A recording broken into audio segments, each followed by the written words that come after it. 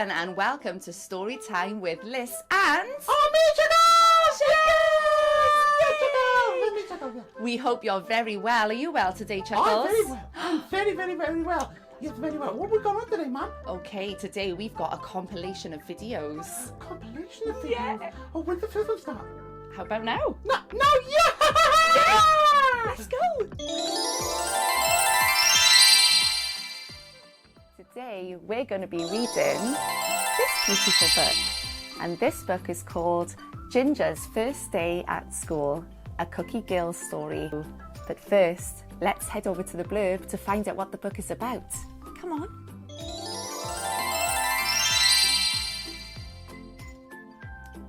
Ginger is an orangutan, and tomorrow is his first day at school.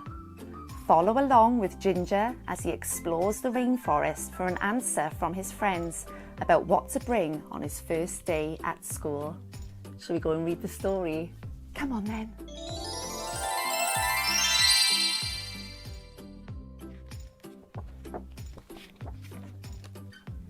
Ginger's first day at school. Ginger is an orangutan who loves to eat bananas. He wears large framed glasses and blue necktie bandanas. He lives in a rainforest that's full of living things. Ginger enjoys his time there and all the fun it brings. Ginger is often happy and loves to swing and play.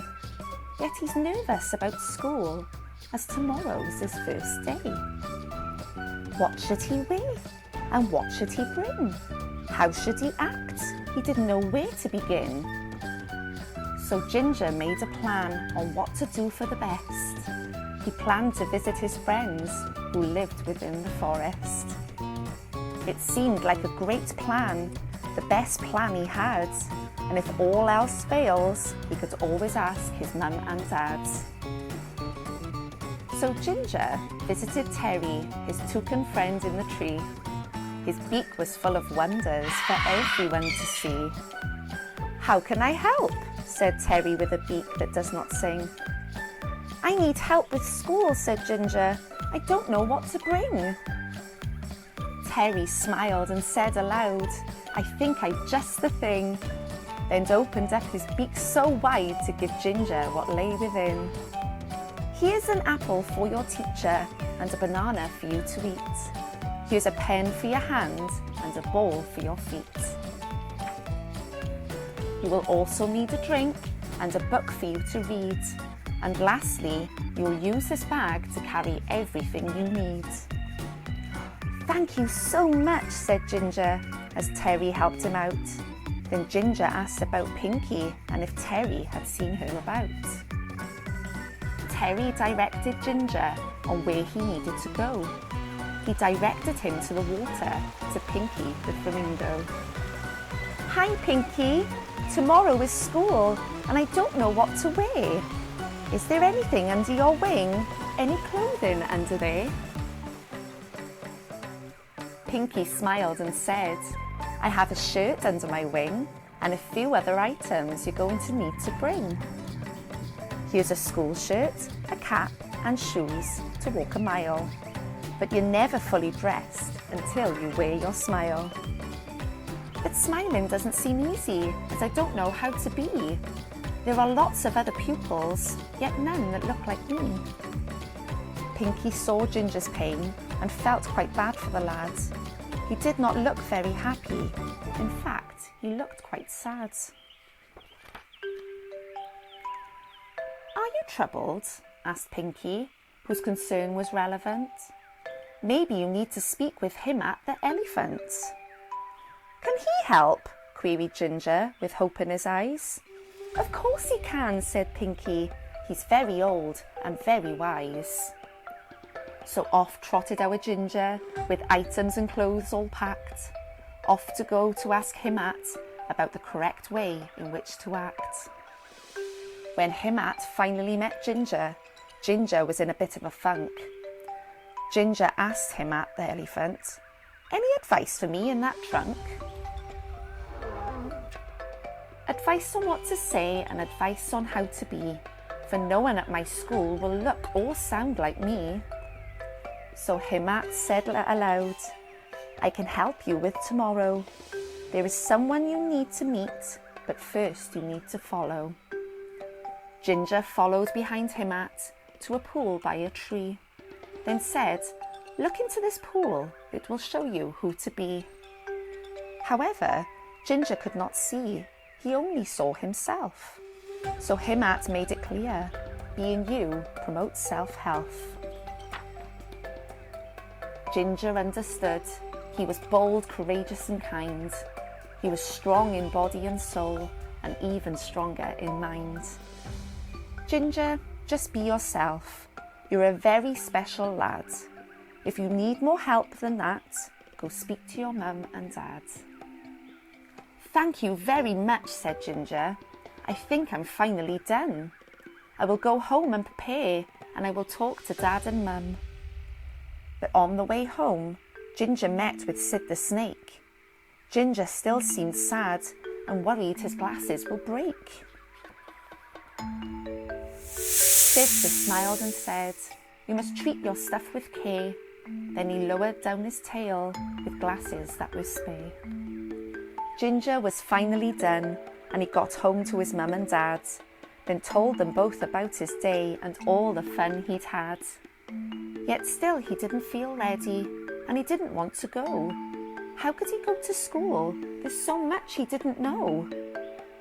His parents smiled politely, for it was time for them to mention that the key to every answer was to ask the correct question. Ginger understood before counting the starry skies. He became excited about school as he slowly closed his eyes. Finally, the next day came. It was the first day of school. Ginger sat at the front of the class with every needed tool. Ginger was full of excitement, all ready and eager to learn. He asked so many questions and answers he got in return. Ginger remained himself, though he was scared for quite a while, but he made so many friends when he bravely wore his smile. Ginger had much fun. He made every creature laugh. His teacher was Mrs. Gilly, a kind and loving giraffe. This ends the tale for now, for another to soon begin. Ginger was happy at school, for he had all he needed to bring. Hooray! Until next time, the end. Thanks for listening. Now, at the end of every book by the wonderful Crazy Guru, he likes to leave a message. And the message in this one says, sometimes things can be scary and you can get a little confused.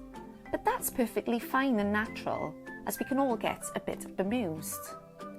It's okay to be scared and unsure of what to do, just as long as you ask a grown-up that loves and cares for you. Teachers will often help you with a problem you've addressed, but asking mum and dad is a method that we love best.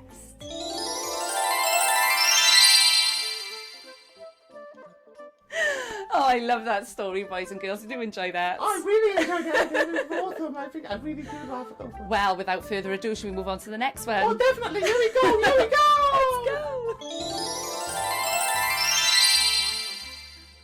Today we're going to be reading this amazing book, and this book is called The Curious Camel, and it's by the Crazy Guru. But first, let's head over to the blurb to find out what the book is about. Come on.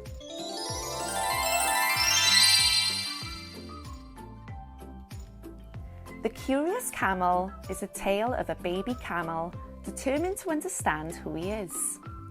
After asking all the correct questions, our camel realises a great wrong in our world, one that should be raised by all. Should we go and read the story? Come on then.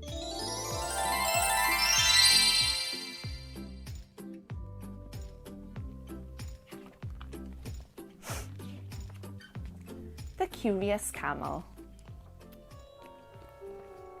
Once upon a lifetime, a story would unfold about a curious little camel who was both annoying yet bold. A young baby camel was he, still watching and eager to learn. He wanted to know himself truly. Like a fire, this passion would burn. It had burnt away inside until he could take no more. So today was a day for answers to questions he could not ignore. Questions about himself, about features he possessed. So he decided to quiz his parents, as his mum and dad always knew best. Dad, he did whine in a long drawn-out sound. Dad sighed to himself quietly before slowly turning around. Yes, son, said Dad, just 2 words, no more, then gazed over at his son, who was staring at the floor. Our feet, said son, they're hoofy and round, with 2 huge toes. Do we need both to get around?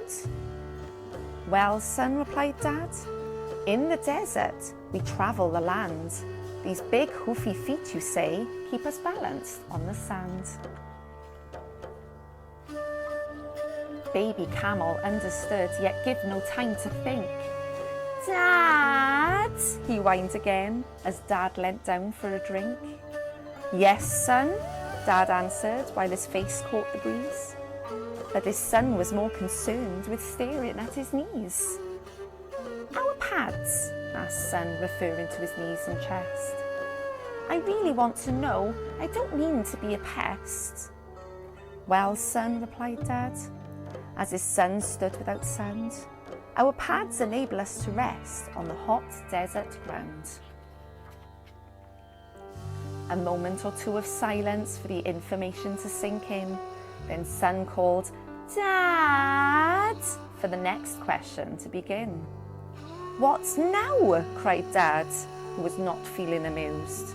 But son stood unshaken, yet he looked very confused. Sleeping, said son. Why do we sleep standing up? Dad took a deep breath before answering his pup. Well, son, explained his dad, at night the desert gets dark. If we sense a predator close by, we can be quick off the mark. Dad, continued son, who was enjoying this question game. What, son? Yelled Dad, who was clearly not feeling the same. What about our fur? Is this also a desert tool? Of course it is, said Dad. It reflects the sun to keep us cool. Dad was filled with something, and it was not joy or laughter. Dad, again from his son, and a question followed after. Why am I so strong, Dad? I've only been alive a few years. But Dad was turning red, with steam whistling from his ears. It helps us travel the desert. It helps us carry bulky loads. It helps us keep our balance, for the desert has no roads. No more questions, shouted Dad, who could not take any more. So son thought of Mum, as Dad was being a ball. Mum, cried baby camel to gain Mum's attention. Mum stared at her son, thinking, what could be his intention? Yes, my darling, muttered Mum, not so eager to reply.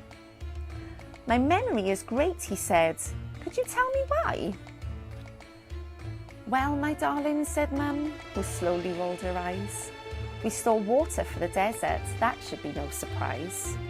And though it sounds strange, there's proof for all to see that water is more than life. It is said to hold memory. Baby camel wasted no time, for patience was in lack. Mum, he bellowed again. Why is there a hump on my back? Well, our hump stores our fat, Mum explained in a mood. It keeps us cool in the desert and is used as water and food.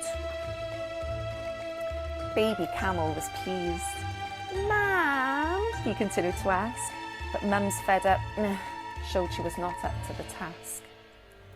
Our eyes have many lids and strange lashes in a row. Is this also for the desert so we can see where to go? Yes, it is, said Mum in a tone of shock and surprise. The desert can have windy sandstorms and sand can clog our eyes. And what about our nose? Is that for the desert the same? But Mum replied very harshly, I've almost had it with this game. Son, our nose is versatile. It stops wasted water, I believe. Also, when in a sandstorm, we can alter it to breathe. Mum leant down once again to take a bite to eat. Baby camel paused the question, and the silence was bittersweet. Then it rose once more, for the silence was a bluff. Mum, cried baby again, but Mum had clearly had enough. What now? Screamed Mum, so angry she could do flips. But her son continued to ask, can you tell me about our lips? Mum's eye began to twitch as she looked down at her lad, then said, after I answer this, I'm going to graze over by Dad. So Mum told of the desert and more secrets from within. Their lips helped eat thorny plants that would normally pierce the skin. And finally Mum was done, no more questions she could take. She moved over to Dad for both her and her son's sake. However, baby had finished, even though it took some hissing, yet still he was confused as something was clearly missing. So one last time he thought, I will ask my parents for help. Dad, Mum, moaned the little whelp. What is it? They bellowed, in voices both angry and rough. This best be the last question, for we have both had enough. And so baby looked up and said, this is my very last one. I am sorry that my questions have not given you much fun. Just ask already, son, for the impatience began to show, as his parents could not see what more he needed to know. And then baby camel sighed before he asked one last time, for he was only a curious camel, and being curious was no crime. You told me about the desert and these gifts so strong and true, so answer me one last thing. What? Why are we in a zoo? I love that. Now, once again, another Grazy Guru book, so we have a lovely message at the end. And this one says, we are creatures of curiosity, that's something we can't deny, but are captive animals needed when we have such advanced AI. Find the gifts within and see the experience you live. Understand what you are and finally learn to give. Your organism is amazing and power it does possess.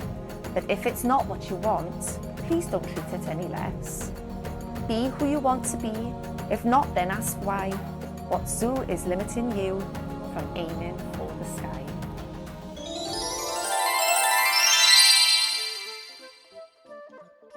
Well, did you enjoy that, boys and girls? I bet they did. I enjoyed it. I certainly enjoyed it too. Shall we move on to the next one? Oh, definitely. Next one. Here we go.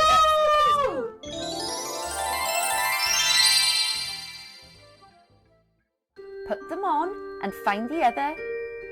Oh.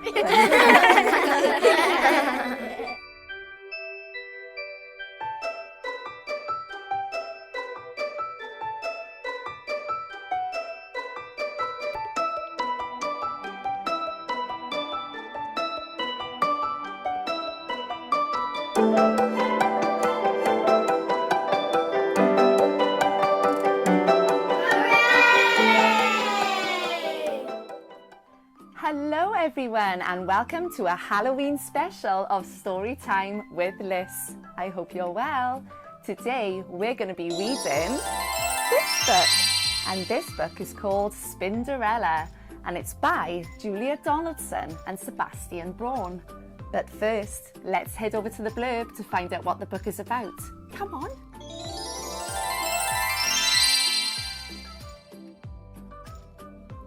Spinderella has a passion for football, but she's not sure how many spiders should be on each team or how to count goals. Luckily, Spinderella's hairy godmother is on hand to help. Shall we go and read the story? Come on then.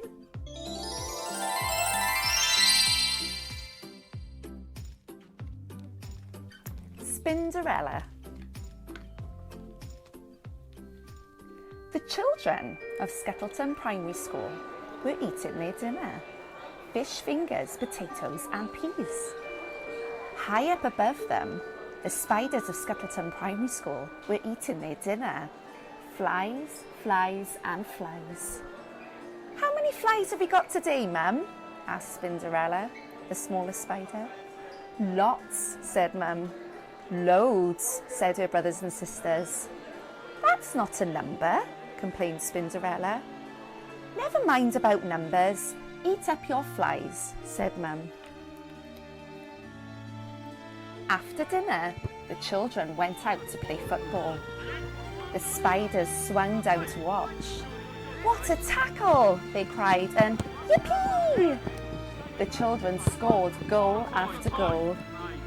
How many goals is that, Mum? Asked Spinderella. Lots, said Mum. Loads, said her brothers and sisters. Spinderella sighed. Ah, what a family. How will I ever learn about numbers? When the children had gone home, Spinderella said, Why don't we play football? Don't be silly, said her biggest brother Speedy. We haven't got a ball, said her second biggest brother Scrabble.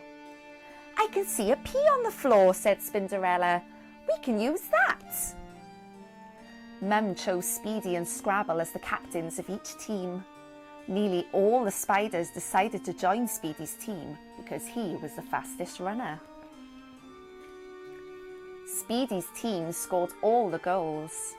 It's not fair, the spiders on Scrabble's team shouted. Yes it is, you're just jealous, shouted the spiders on Speedy's team. To make things worse, the spiders hurt their legs kicking the pea.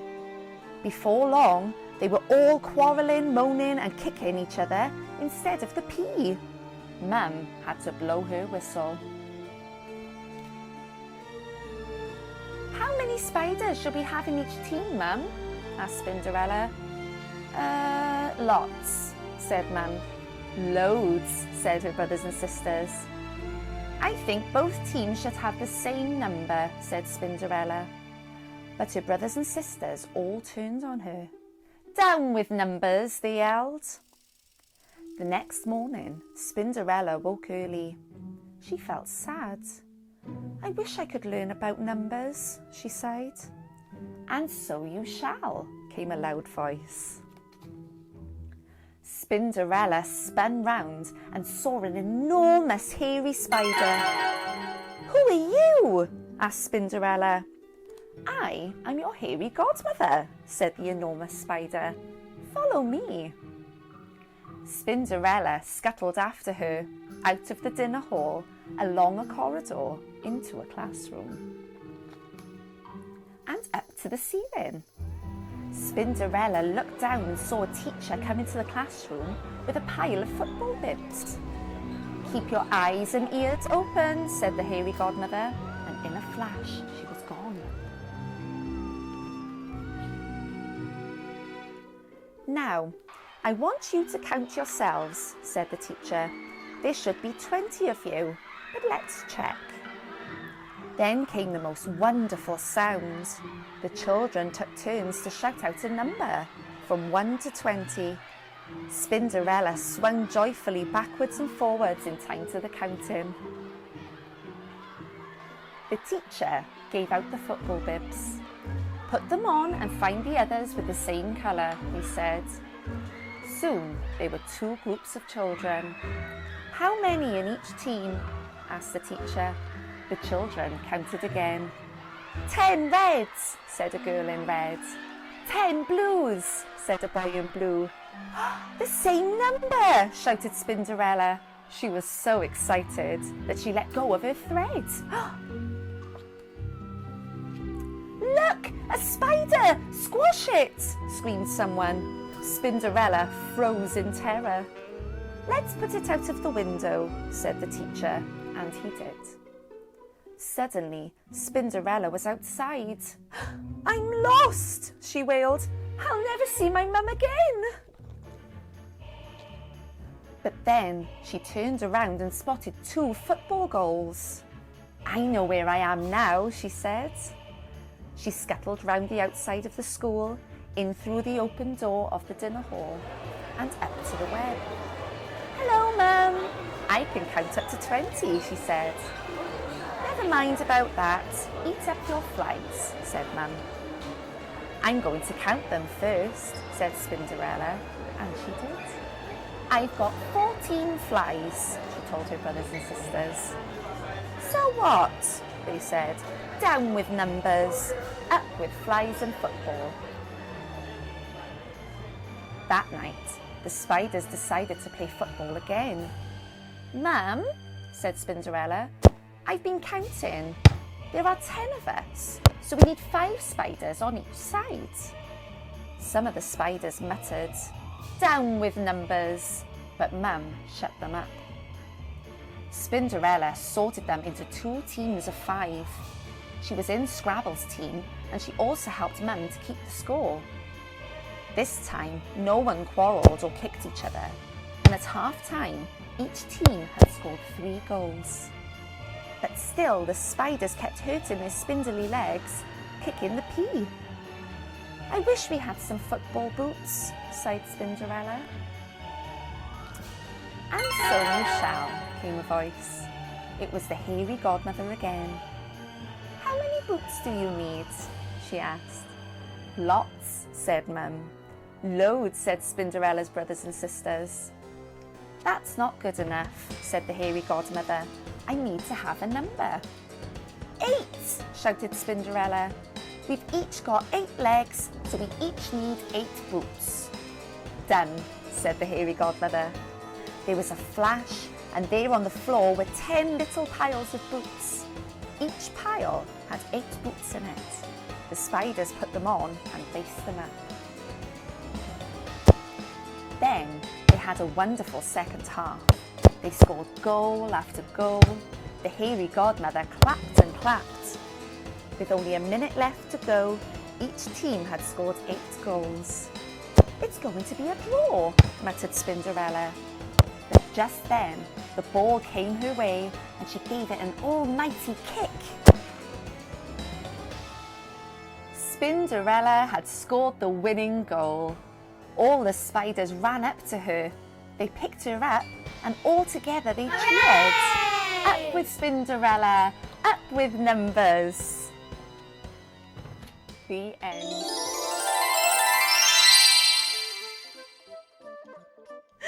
Oh, I love that story, boys and girls. I do enjoy that. I really enjoyed it. It was awesome. I think I really do laugh at those. Well, without further ado, should we move on to the next one? Oh, definitely. Here we go. Here we go. Let's go. Today we're going to be reading this amazing book. And this book is called The Dinosaur That Pooped Halloween. And it's by Tom Fletcher and Dougie Pointer. But first, let's head over to the blurb to find out what the book is about. Come on.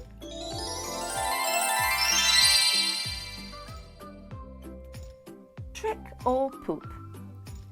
Danny and Dinosaur have been eating all their Halloween treats, but they're still hungry. When they stumble into a haunted house full of ghosts and ghouls, can Dino's rumbling tummy save the day? Shall we go and find out? Come on then.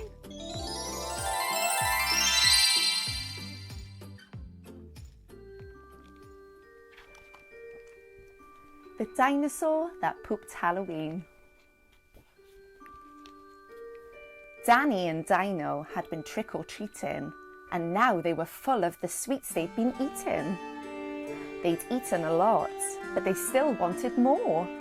Come on, said Danny, let's try one last door. They crept through the door, and what did they see? What do you think it's going to be, boys and girls? A creepy old witch cackling.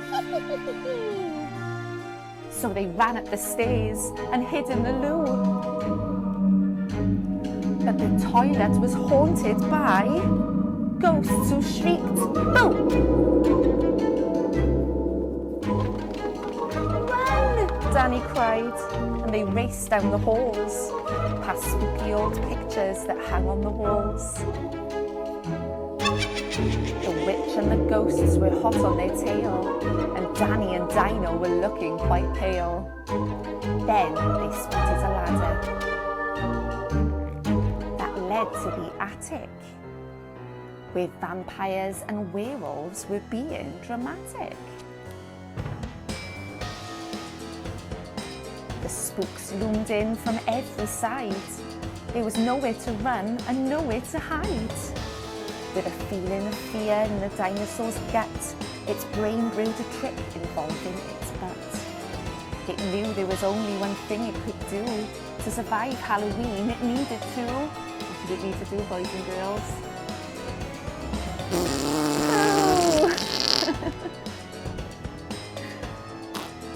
Dino pooped candy all over the place. The vampires and werewolves were splooshed in the face. The witch and her broomstick was stuck in the pool.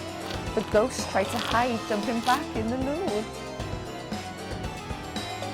Dino had been eating sweeties all day, and his colourful poop helped the friends get away. Halloween can seem scary, that much is true. But spooks are less frightening when covered in poo.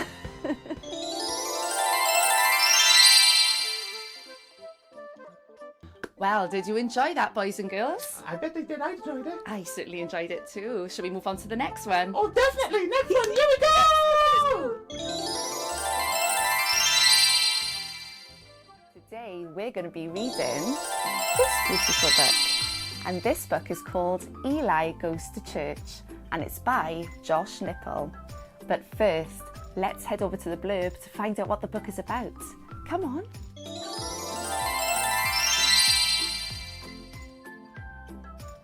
Daddy, why? The question that every kid asks over and over. Have you ever thought about what church must be like to a kid? Who the people are, why we sing, and why we do some of the things we do? Join us on an adventure into a simple mind of a child as Eli tries to understand church, faith, and life. Eli Goes to Church truly shows just how simple Jesus' statement, faith like a child, can be. Shall we go and read this wonderful story? Come on then.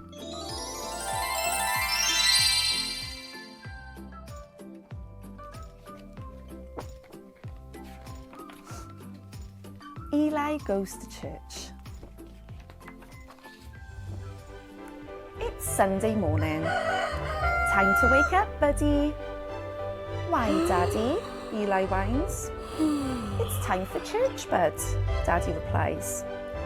Oh, yeah, that's right, says Eli with a sigh.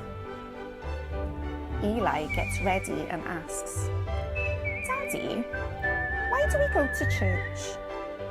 To learn all about God, Daddy exclaims. That's right, Daddy, now I remember, Eli says. At church, as Eli and his family walk in, the greeters shake their hands saying, Good morning, Eli. Mummy, who are those people?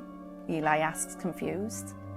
Mummy replies, Those are the greeters to make you feel welcome. Like family? Exactly, Mummy responds. I like the greeters. They do a good job, Eli declares loudly. As the music starts, Eli turns to his daddy. Daddy, why do we sing in church? Eli whispers. Daddy whispers back. It's our way to tell God we love him. Like I tell you and Mummy I love you? Eli asks. You got it, buddy. Okay, Daddy, Eli says as he starts to sing louder. Will you join me in prayer? The pastor asks. What does it mean to pray, Mummy? Eli asks, confused. Prayer is our way to talk to God. Just like I talk to you? Asks Eli. You got it, little man, says Mummy. Mummy, now I get it, Eli exclaims as he smiles away. After prayer, the pastor continues. Please open your Bibles. Daddy, what's the Bible? Eli asks, confused. It is God's words for us, Daddy replies. God's words? Yep, God's story for you and me. Okay, Daddy, says Eli. Now I get it. What are we doing now? Eli asks. The pastor is going to teach us, says Mummy. Like my teacher in school? Yep, that's right. Sounds good. I love to learn, Eli says, smiling again. Now go be the light, the pastor shouts. What does be the light mean, Daddy? Eli asks on the way home. It means to live out what you learned, to be like Jesus, and to do the things that he would do, Daddy explains. So I should try to be like Jesus and do what the big Bible says in my life, Eli asks. Exactly, Dad replies, smiling. Good idea, Daddy. I like that, Eli exclaims. Daddy, I've been thinking, Eli states, excited. What's on your mind, little man? I want to try and be the light. Yeah, that's a big challenge, Daddy explains. Are you up for it? I know I am. Just like my nightlight shines in my room, I want to shine, Eli says even more loudly. I love you, buddy. Now get some rest. I love you too, Dad, Eli says while shutting his eyes. You have a big day tomorrow living like Jesus, Daddy whispers as he shuts the door. Next day on the bus to school. Can I sit with you? Eli asks the kid sitting alone. Who, me? The little girl asks, surprised. Yep, Eli proclaims. Okay, the kid replied, smiling. But why? Because Jesus told me I'm to treat others how I want to be treated. Eli gets knocked over on the playground. Hey, that's mine! Eli yells as his ball goes flying. The kid then laughs and pushes Eli over. Eli sits a moment, then says surprisingly, I forgive you. Surprised, the bully asks, why? I popped your ball. Jesus told me to forgive like he forgave me, Eli says, happy as can be. Eli shares his lunch. You can have some of mine, Eli proclaims. Are you sure? Aren't you hungry? The kid questions. Yes, but so are you. Why are you so nice to me? Jesus says to give to those in need, Eli states, knowing he had just made a friend. Back home. How was your day, buddy? Daddy asks as Eli gets home. Awesome, Daddy. I got to be like Jesus, Eli shares, excited. Oh yeah? Mummy asks. Yep, said Eli. I sat with a kid all by herself. I shared my lunch and I even forgave a kid for knocking me over. Now aren't you just a funny kid? Daddy laughs. Faith like a child, Mummy shouts. I think we should celebrate, Daddy smiles. The following Sunday. You know what, Daddy? What's that, Eli? Daddy asks. I love Sundays. I think it's my favourite day of the week, Eli answers. They both smile and start laughing. Eli goes to church. The end. Well, boys and girls, I hope you enjoyed that. Did you enjoy that, Chuckles? Oh, I enjoyed that. I really enjoyed that. Oh, it was amazing, wasn't it? Yeah. And that's all we've got time for today. Wait, now. what? No! Yeah, That's what we got time for. yeah. They're all over. We'll come back next time. Oh, there's going to be more. Of course. With me. Yeah, Chuckle. yeah. All Chuckles on you as well. Both of us. Okay. Okay. So what can we do between now and then? Well, between now and then, you can stay tuned to find out how you can help. Oh, that sounds great. Bye, bye.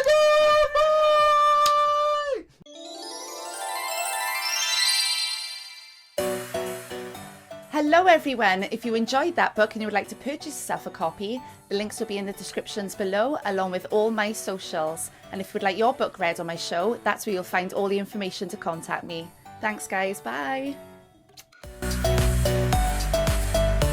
Hey guys, I hope you enjoyed that video, and if you'd like to see more of my content, don't forget to like, share and subscribe.